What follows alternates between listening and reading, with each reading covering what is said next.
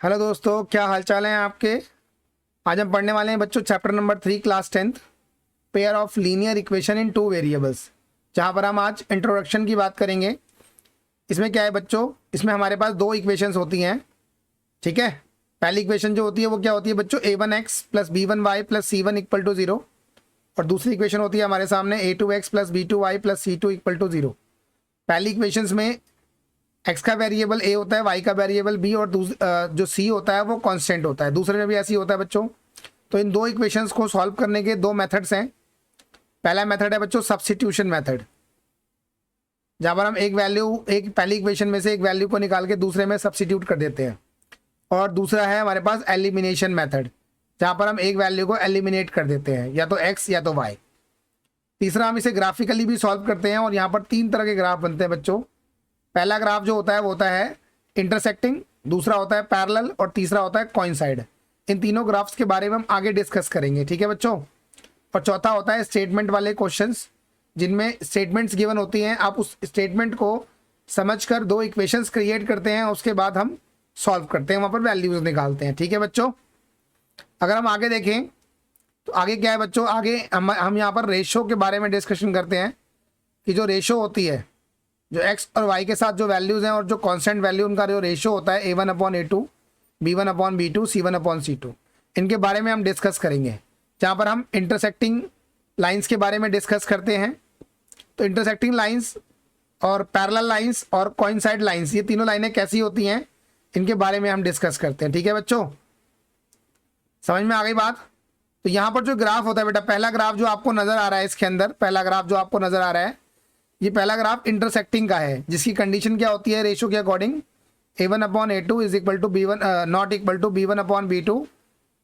ठीक है, तो इक्वल नहीं होता, इसमें यूनिक सॉल्यूशन निकलता है, और इसको हम बोलते हैं ओनली वन सॉल्यूशन।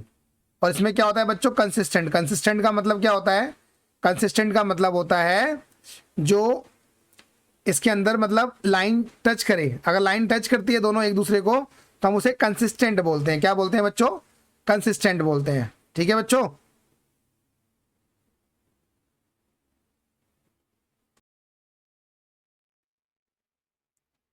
हेलो दोस्तों, आज हम बात करने वाले हैं क्लास 10th चैप्टर नंबर 3, जिसका नाम है pair of linear equation in two variables, ठीक है बच्चों।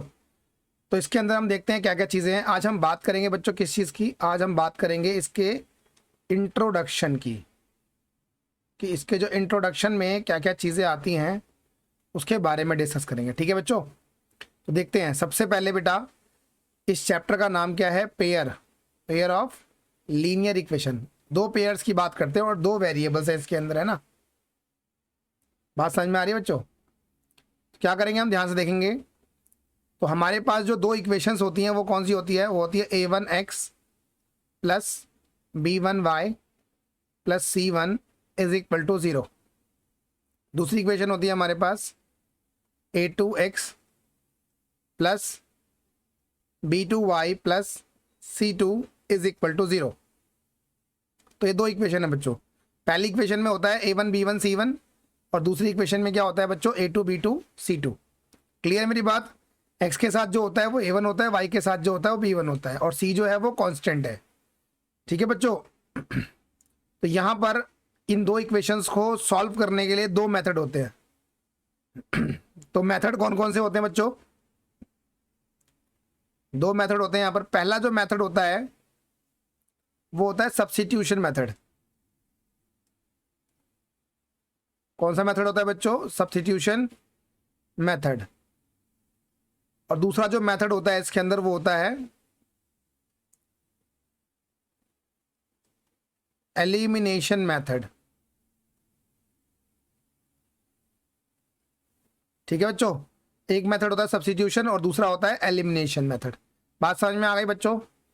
इसके अंदर हम एक बात करते हैं बेटा, ग्राफिकल मेथड की भी बात करते हैं ना, कि ग्राफिकल मेथड जो होता है उसके थ्रू भी क्वेश्चन सॉल्व किए जाते हैं। तो एक होता है ऐसा ग्राफिकल मेथड। क्लियर है मेरे बच्चों बात समझ में आ गई। और इसके अलावा इसके अंदर जो आते हैं बेटा स्टेटमेंट वाले कुछ क्वेश्चंस आते हैं। स्टेटमेंट क्वेश्चंस को हम सॉल्व करने का ट्राई करते हैं और क्वेश्चन सॉल्व भी करते हैं, ठीक है बच्चों। क्लियर हो गई मेरी बात। चलते हैं आगे और देखते हैं इसके अंदर बच्चों और क्या आता है। इसके अंदर आता है ग्राफ के अकॉर्डिंग, मतलब इसके रेशो जो आपको मैंने बताया ना बच्चों, ये A1/A2, B1/B2 और C1/C2, इसमें जो रेशोज होती हैं, यानी कि मैं आपको समझाता हूं। इसमें हम बात करते हैं बच्चों रेशो की, यानी कि A1/A2, फिर निकालते हैं हम B1/B2 और फिर निकालते हैं हम क्या बच्चों, C1/C2। इन रेशो की बात करते हैं और रेशो के थ्रू ना हमारे पास तीन तरह के ग्राफ बनते हैं बच्चों इसके अंदर, और तीनों की अपनी अपनी कंडीशंस है। तो सबसे पहले हम पहले की बात करते हैं। जो पहला ग्राफ होता है बच्चों वो कौन सा होता है, वो होता है इंटरसेक्टिंग ग्राफ। कौन सा ग्राफ होता है बच्चों, इंटरसेक्टिंग ग्राफ होता है। फिर जो दूसरा ग्राफ होता है बच्चों वो कौन सा होता है, वो होता है पैरेलल का। और तीसरा ग्राफ जो होता है वो बनता है कौन सा, वो बनता है कोइंसिडेंट का, या कोइंसाइड भी बोल सकते हो आप इससे, है ना। अब ये तीनों ग्राफ जो है वो किस तरह से बनते हैं, इनकी कंडीशंस क्या होती है उसके बारे में डिस्कस करते हैं। तो इंटरसेक्टिंग ग्राफ जो होता है बच्चों वो कुछ इस तरह से बनता है। इसे हमने बोला वाई एक्सिस और ये हमारा है एक्स एक्सिस। ठीक है बच्चों, समझ में आ गई बात। इसके अंदर बच्चों जो लाइन है, मान लीजिए ये 0 होता है यहाँ पर, मान लीजिए एक जो लाइन है वो ऐसे बन गई, ठीक है ना। हमारे पास दो इक्वेशंस हैं और एक लाइन मान लीजिए ऐसे बन गई, तो इसका जो पॉइंट ऑफ इंटरसेक्शन है वही इसके इंटरसेक्टिंग होने का प्रूफ है। ठीक है बच्चों, यहाँ पर दो लाइनें एक दूसरे को पर्टिकुलर पॉइंट पे काटती हैं, इसीलिए हम इसे इंटरसेक्टिंग बोलते हैं। क्लियर है मेरी बात। और क्या है बच्चों इसके अंदर, और जो आता है इसके अंदर वो क्या आता है, पता कैसे लगता है, रेशो क्या का मतलब होता है। तो यहाँ पर जो दूसरी बात है रेशो, हाँ तो बच्चों यहाँ पर क्या होता है बच्चों, रेशो होती है A1/A2 not equal to B1/B2। जब ये कंडीशन बनेगी इसका मतलब ग्राफ जो है वो इंटरसेक्टिंग बनेगा। दूसरी कंडीशन होती है यूनिक सॉल्यूशन। अगर यूनिक सॉल्यूशन है इसका मतलब ओनली वन सॉल्यूशन, है ना। और तीसरा केस क्या होता है, कंसिस्टेंट। जब आपसे पूछे कि कंसिस्टेंट बताओ तो कंसिस्टेंट में आप क्या बताओगे, A1/A2 not equal to B1/B2। जो केस होता है बच्चों पैरेलल का, उसका ग्राफ कैसे बनता है वो देखेंगे सबसे पहले। भाई ग्राफ जो होता है पैरेलल का, वैसे तो बच्चों को पता ही होता है कि पैरेलल का जो ग्राफ होता है बच्चों वो रेलवे की पटरी की तरह होता है ना। कैसे बनता है मैं आपको वो दिखाता हूँ, ठीक है। मान लीजिए हमारे पास एक लाइन जो है वो ऐसे बन गई, ये पहली इक्वेशन की लाइन है, और मान लीजिए कि एक लाइन ऐसे बन गई, ये दूसरी इक्वेशन की लाइन है। तो इसे क्या बोलेंगे बच्चों हम, पैरेलल लाइंस। क्लियर है मेरी बात। इसकी कंडीशन क्या होती है बच्चों, इसकी कंडीशन होती है A1/A2 is equal to B1/B2 और नॉट इक्वल टू C1/C2। ये कंडीशन होती है इसकी, ठीक है ना। इसमें कितने सॉल्यूशन होते हैं, इसमें होते हैं नो सॉल्यूशन, एक भी सॉल्यूशन नहीं होता इसका, तो इसे हम नो सॉल्यूशन बोलते हैं। और लास्ट केस जो होता है बेटा ये कंसिस्टेंट होता है या मतलब कंसिस्टेंट का मतलब यहाँ पर ये है कि पर्टिकुलर लाइन दो है एक दूसरे को टच करे, तो यहाँ तो टच नहीं करती, तो हम इसे क्या बोलेंगे बच्चों, इसे बोलेंगे हम इनकंसिस्टेंट। क्या बोलेंगे, इनकंसिस्टेंट बोलेंगे। अब आते हैं कोइंसाइड। अभी कोइंसाइड क्या है, कोइंसाइड का जो ग्राफ होता है बच्चों थोड़ा यूनिक ग्राफ है।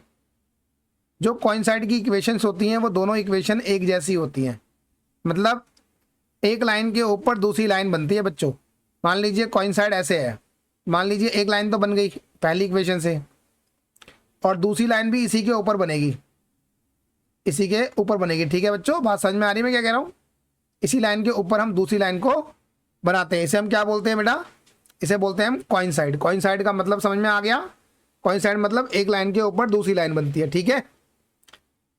इसका केस क्या होता है बच्चों, इसमें कौन सा केस लगता है मैं बताता हूँ आपको। इसमें जो केस लगता है वो लगता है A1/A2 is equal to B1/B2 is equal to C1/C2। यहाँ पर तीनों इक्वल होते हैं बच्चों, ठीक है ना। और यहाँ पर जो जैसे यहाँ पर नो सॉल्यूशन है या यूनिक सॉल्यूशन, यहाँ पर क्या होगा बच्चों, जब एक लाइन दूसरी लाइन को टच करती है तो यहाँ पर निकलता है infinite many solution, infinite many solution. और तीसरा केस क्या होता है बच्चों, इसके लास्ट होता है, इसमें क्या होता है बच्चों, कंसिस्टेंट होता है इनकंसिस्टेंट होता है। भाई एक लाइन दूसरी लाइन को टच करेगी तो यहाँ पर क्या हो जाएगा, यहाँ पर कंसिस्टेंट कहलाएगा। बस कंसिस्टेंट कौन सा कहलाएगा बच्चों, dependent. What is the meaning of dependent?